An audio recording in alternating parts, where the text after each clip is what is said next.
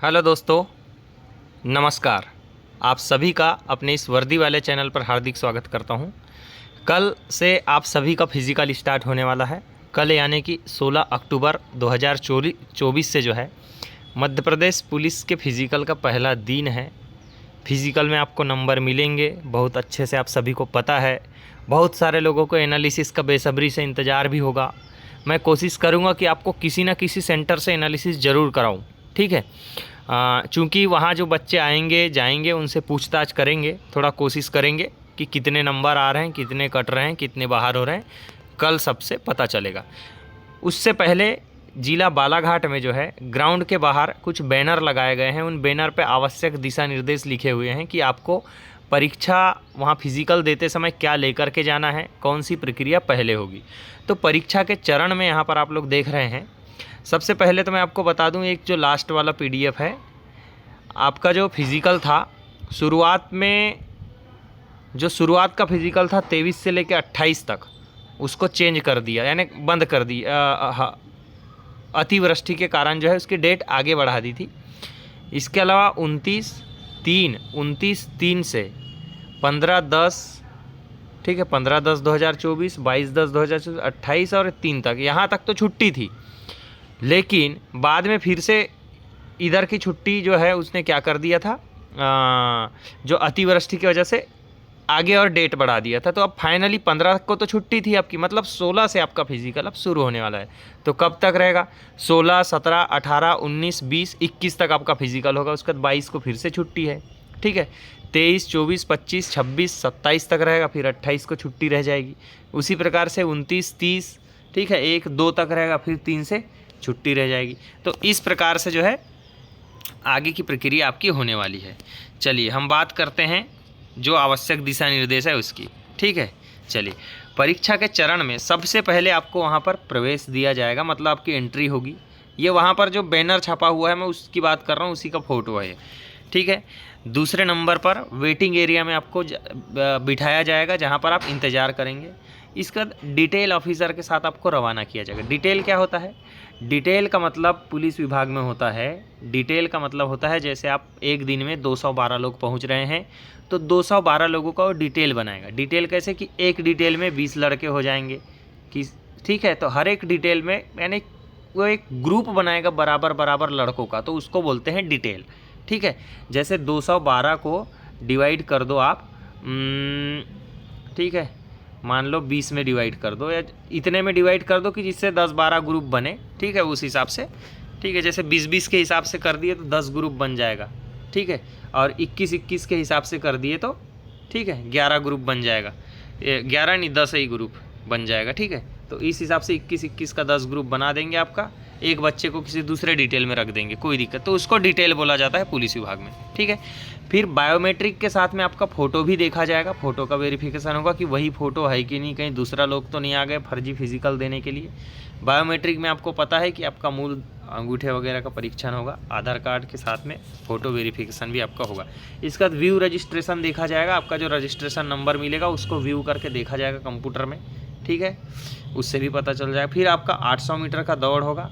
दौड़ होने के बाद में आपको भेजा जाएगा लॉन्ग जंप के ट्रैक में। जैसे ही लॉन्ग जंप हो जाएगा फिर आप शॉर्ट पुट करेंगे। शॉर्ट पुट के बाद में आपका होगा डॉक्यूमेंट परीक्षण।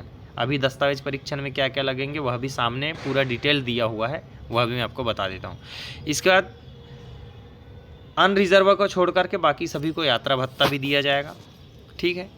और उसके बाद लास्ट में आपका क्या हो जाएगा, निर्गमन, यानी कि आपको वहाँ से भेज दिया जाएगा वापस, ठीक है। अब यहाँ पर लिखा है कि दस्तावेज परीक्षण में, देखिए यहाँ पर दस्तावेज परीक्षण में कौन कौन से दस्तावेज परीक्षण की लेकर आएंगे के संबंध में निर्देश, ठीक है।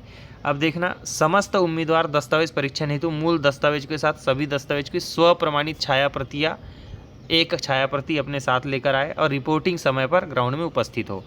दस्तावेजों का क्रम क्या रहेगा, आपको लाइन से जमाना है, जैसा यहाँ पर क्रम बताया है वैसे ही क्रम जमाना है। जैसे यहाँ पर ऑनलाइन परीक्षा में सफल होने के संबंध में कर्मचारी का चयन मंडल भोपाल की वेबसाइट से डाउनलोड किया हुआ सूचना, यानी सूचना आधार कार्ड, मतलब कि जो आपका फर्स्ट रिज़ल्ट है उसका व्यापम का, वो लगाना है। दूसरे नंबर पर जन्मतिथि का प्रमाण पत्र आपके पास होना चाहिए। जन्मतिथि प्रमाण पत्र इसका मतलब है कि आपके पास 10th की मार्कशीट में भी जन्मतिथि प्रमाण पत्र हो सकता है, ठीक है। इसके अलावा आपको शैक्षणिक योग्यता प्रमाण पत्र, जो आप 10th 12th की मार्कशीट लेकर जाने वाले हैं, वो चाहिए। फिर आपको जाति प्रमाण पत्र की आवश्यकता होगी, जो अपने अपने कैटेगरी में वो आरक्षण ले रहे हैं उनको जाति प्रमाण पत्र की आवश्यकता होगी, ठीक है। और मध्य प्रदेश रोजगार कार्यालय का जीवित रोजगार पंजीयन प्रमाण पत्र, देखना भाई ये आपको परेशान कर सकता है।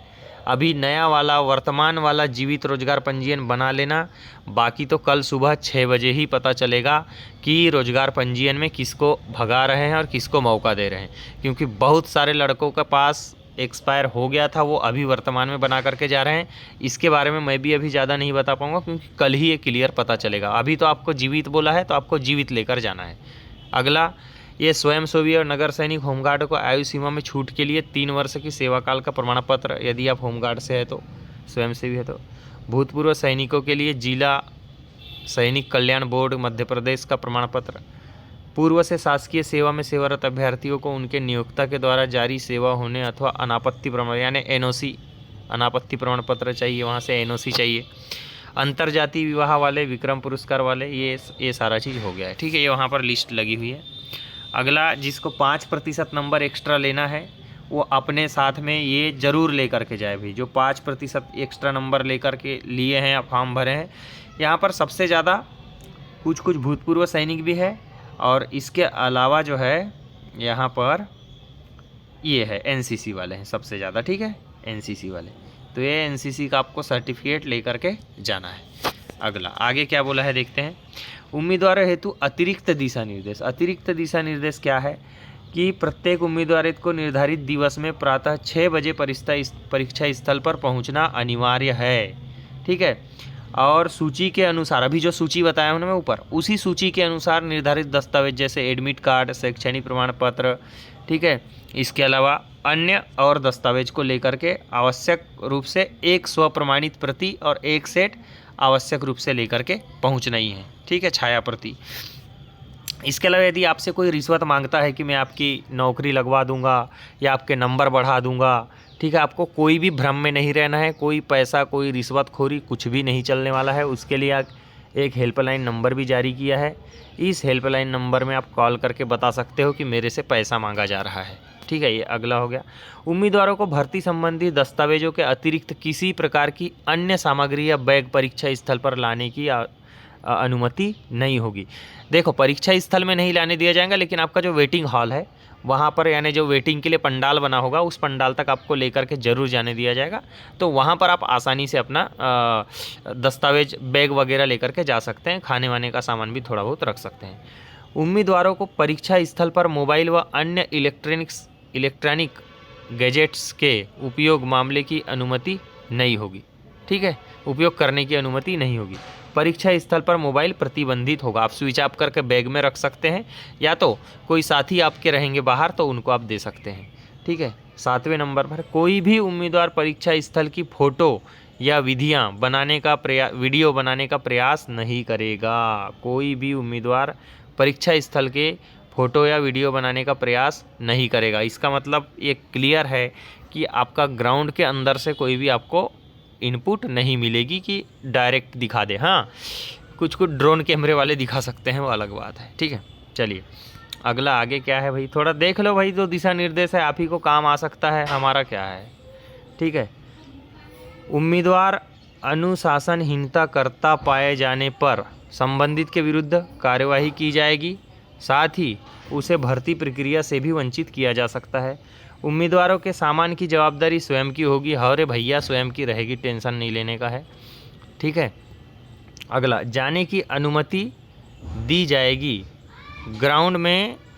ये क्या है, समस्त विधाओं के समाप्त होने के बाद ही उम्मीदवार को ग्राउंड से बाहर जाने की अनुमति दी जाएगी। ग्राउंड में प्रवेश करने के उपरांत उम्मीदवार को उनके रिश्तेदार या परिजनों से मिलने की अनुमति नहीं दी जाएगी। इवेंट के दौरान उम्मीदवार उचित वेशभूषा धारण करेंगे। उचित वेशभूषा मतलब जो अच्छा हो वेशभूषा, ठीक है। उचित का मतलब है कि ऐसे ही नहीं कि नंगे पुंगे ही चले गए, ठीक है, इतना भी ज़्यादा वो नहीं करना है, कम से कम उचित वेशभूषा तो आपको रखना ही है। उम्मीदवारों को अपनी उम्मीदवारी अथवा इवेंट के संबंध में किसी प्रकार की समस्या होने या अंदेशा होने पर वह परीक्षा स्थल पर उपस्थित प्रभारी अधिकारी के समक्ष उपस्थित होकर अपनी समस्या रख सकेगा या अपील कर सकेगा। उम्मीदवार स्वयं की जिम्मेदारी पर भर्ती परीक्षा में सम्मिलित हो रहा है। भर्ती के दौरान उम्मीदवार को कोई भी स्वास्थ्य संबंधी समस्या होने पर परीक्षा केंद्र जिम्मेदार नहीं होगी। उम्मीदवार दस्तावेजों की सूची आवश्यक सूचना पटल पर देख सकते हैं। आपको जिस दस्तावेज की ज़रूरत है अभी बताया कि सूचना पटल पर आप देख सकते हैं। अगला है कि उम्मीदवार का कोई भी सामान गुमने पर पुलिस विभाग की कोई जवाबदारी नहीं होगी। ओके भाई, कोई भी उम्मीदवार परीक्षा केंद्र पर अपनी पहचान या अन्य किसी प्रकार का बहस दबाव बनाने की कोशिश नहीं करेगा। तो ये सभी आपके नियम हैं। आप सभी को बहुत बहुत बधाई और शुभकामनाएं आपके फिजिकल के लिए। चलिए देखते हैं वर्दी आपको मिलती है या नहीं। ठीक, मेहनत तो आप लोग फुल कर रहे हैं। चलिए, धन्यवाद। जय हिंद, जय भारत।